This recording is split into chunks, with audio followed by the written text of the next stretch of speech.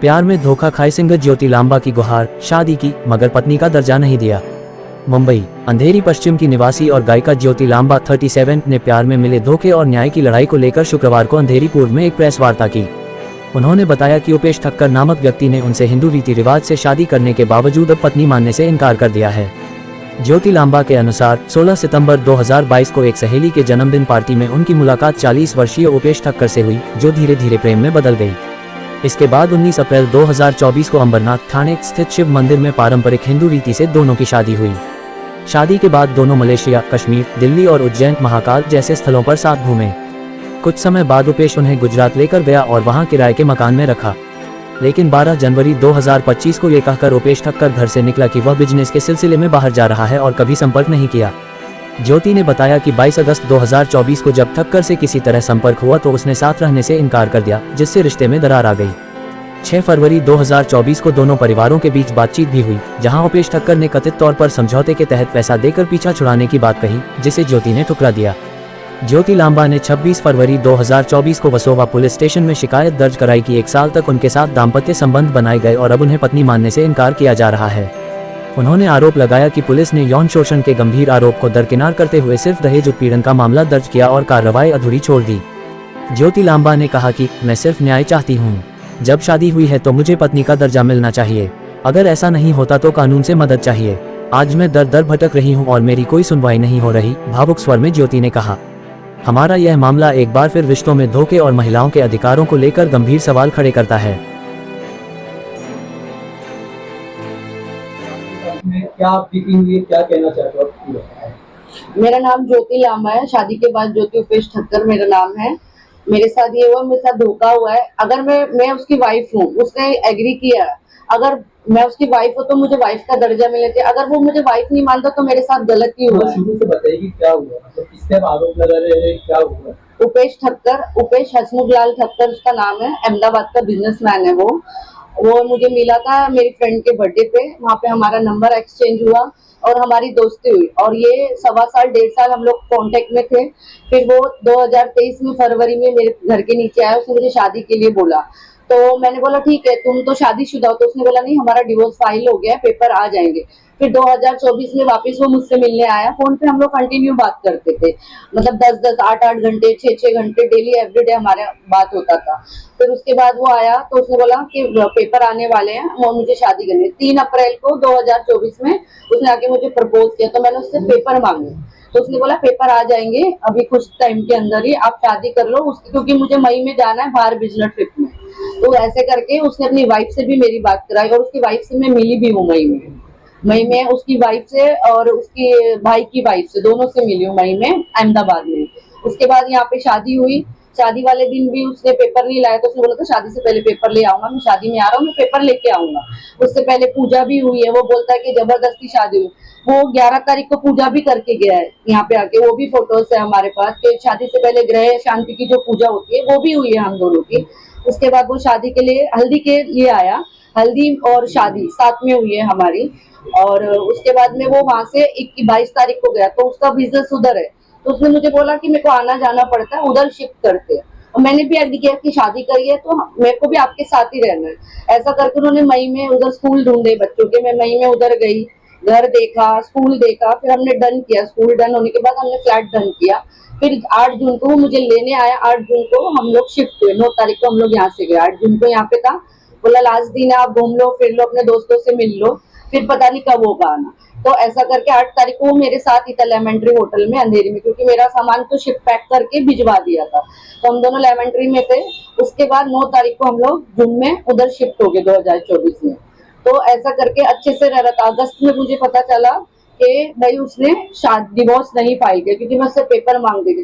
जब उसको पता चल गया कि मुझे पता चल गया वो झूठ बोल रहा है, उधर भी कर रहा है इधर भी कर रहा है, तो हमारे झगड़े होने लगे। मैं उसको बोलती थी कि तुमने मेरे साथ ऐसा क्यों, पेपर दो, क्योंकि मैं अभी फंस चुकी थी। मेरे बच्चों का स्कूल बोर्ड चल रहे हैं, वहां पे मैं आ भी नहीं सकती थी। उसके बाद उन्होंने धीरे धीरे हाँ मैं कर रहा हूँ, अभी कर रहा हूँ। उसकी वाइफ से भी मेरी बात कराता रहा कंटिन्यू।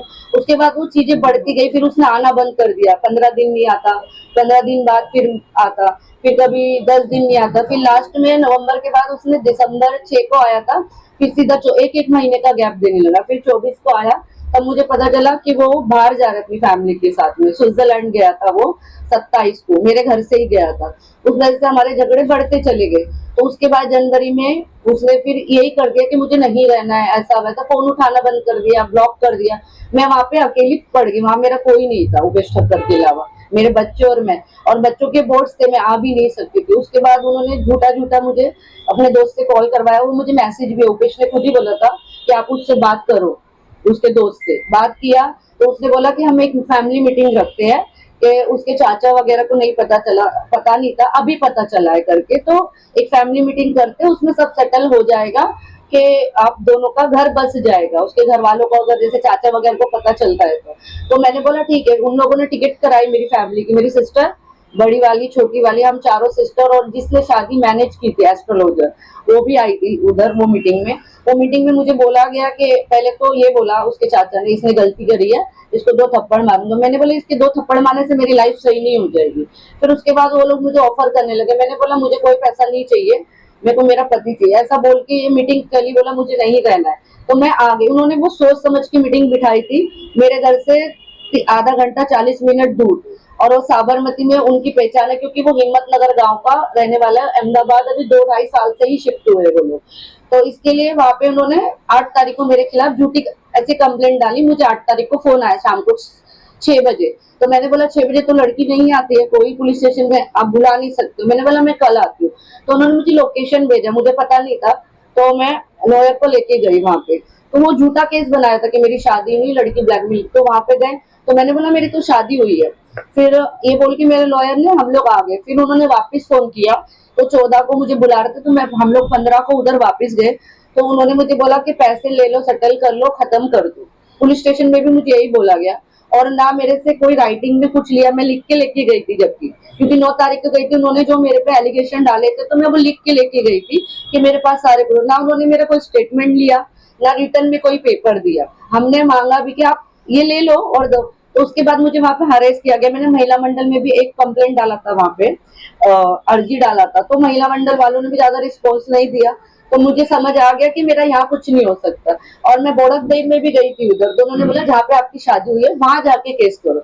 तो मुझे वहां से निकलना था, क्योंकि मुझे पुलिस वहां के हरेस कर रही थी, बार बार बुला के, ना कुछ कर रही थी, बस पैसों का ऑफर वो लोग कर रहे थे, और मुझे बोल रहे हैं कि मैं मांग रही थी।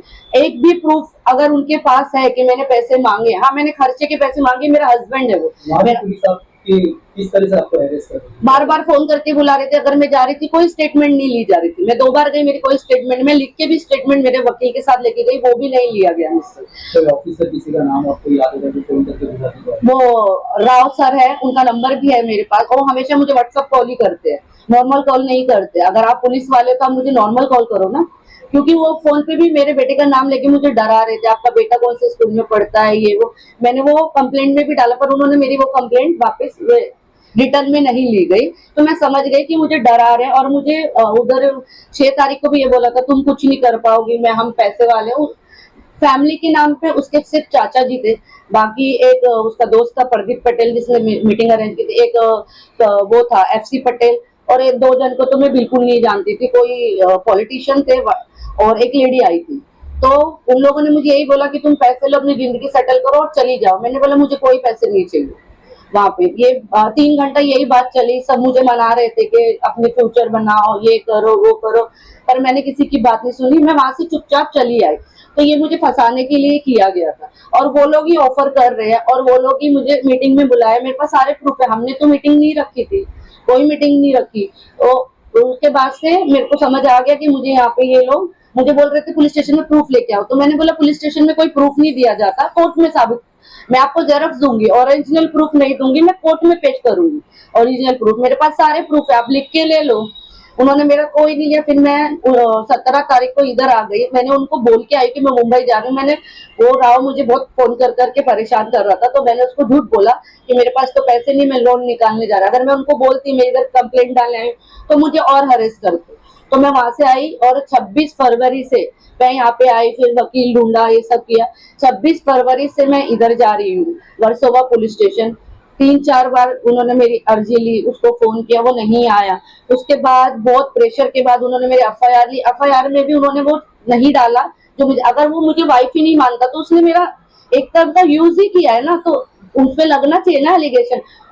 वो बड़ा आदमी है, उसने मुझे पहले ही धमकी दी, तुम मेरे खिलाफ कुछ नहीं कर पाओगे, मैं सब कुछ खरीद लूंगा, इससे अच्छा तुम जो मिल रहा है वो लेके चले जाओ। मुझे ऐसे डराया जा रहा था, मेरे बच्चों का नाम लेके भी डराया जा रहा था। उसके बाद उन लोगों ने यहाँ पे पुलिस भेजी।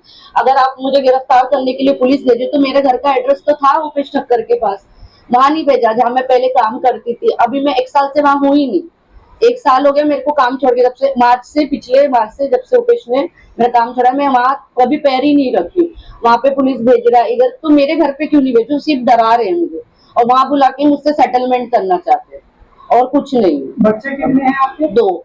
उसी से है? नहीं, पहले डिवोर्स हो चुका है मेरा। अभी आप क्या चाहते हो?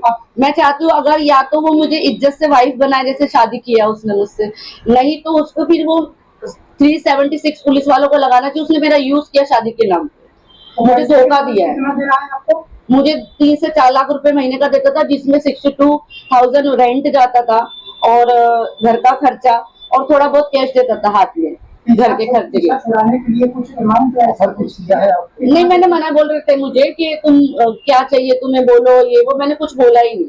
शादी का फोटो है, आप देखो। हाँ, शादी का फोटो, वीडियो, पंडित, सब कुछ है वहाँ पे, फोटोग्राफी। हाँ, है, उनकी फोटो है, सब फोटो है मेरे पास। हाँ, उनका नाम क्या है? उपेश हसमुख लाल ठक्कर। अंधेरी वेस्ट में कहा कि हैं आप? मैं वर्सोवा में रहती थी, उसके बाद मुझे अहमदाबाद शिफ्ट किया गया।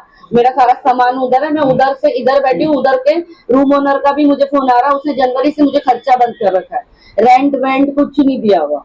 यहाँ पे मैं मेरी सिस्टर के घर पे और जीजा के साथ में रह रही हूँ, वो लोग भी मेरा खर्चा उठा रहे हैं। आपका अरेंज मैरिज हुआ था तब शादी में कौन कौन थे आपकी फैमिली से, उनके फैमिली से? उनकी फैमिली से कोई नहीं आया, तो उसने बोला कि अभी डिवोर्स हुआ है, मैं 2-3 महीने में बताऊंगा, पेपर आने के बाद फिर मैं सबको ओपन करूंगा, आप मेरे साथ गुजरात चलो, अहमदाबाद चलो, तो मैं धीरे धीरे सबको बता दूंगा, हो जाए। मेरी फैमिली से मेरी सिस्टर, मेरे पापा मम्मी नहीं है, मेरी बड़ी सिस्टर और मेरी बाकी सिस्टर, मेरे फ्रेंड, जो भी मेरे क्लोज के लोग थे, सब आए थे शादी। हिंदू रीति रिवाज से हुई है, शिव मंदिर में। मैम, कहते हैं अगर जो है अधिकारियों से नहीं होता है, कहीं ना कहीं जो है उच्च अधिकारियों से लगाया जाता है, जब उच्च अधिकारियों से भी नहीं होता है तो यहाँ की गुहार जो है कोर्ट में लगाया जाता है। क्या आपने पुलिस के खिलाफ जो है मुकदमा पंजे की कोई अपील की है? हमने डाला है कल, क्योंकि मेरे को 2 महीने हो गए, अभी 26 तारीख को पूरे 2 महीने हो जाएंगे। वो आराम से घूम रहा है, और जिसने गलती नहीं की है वो इधर उधर भटक रही है, और वो आराम से है राजा की जैसे अपने इधर। मेरे बच्चों का फ्यूचर क्या है आगे? उसने मेरा काम छुड़वा दिया, कुछ नहीं है आज मेरे पास। मेरे बच्चों का भी एडमिशन पे आया, तो मेरे साथ साथ मेरे बच्चों की भी लाइफ खराब की है उसने, सिर्फ अपनी एक उसके लिए।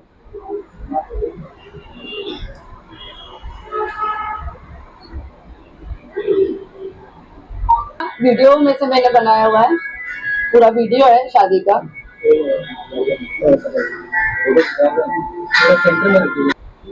ये हल्दी का भी है, देखो खुद नाच रहा है, इसमें कौन सी जबरदस्ती शादी दिख रही है आप लोग को? ये हल्दी वाले दिन की है। ये देखिए, खुद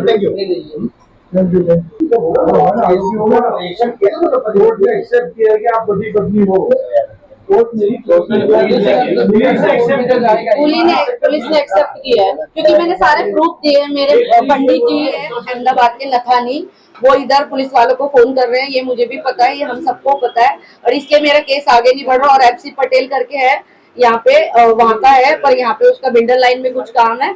उसने उपेश को बोला था टेंशन मत लो कि मैं FIR नहीं होने दूंगा। वो दोनों मिलके यहाँ पे प्रेशराइज करवा रहे हैं।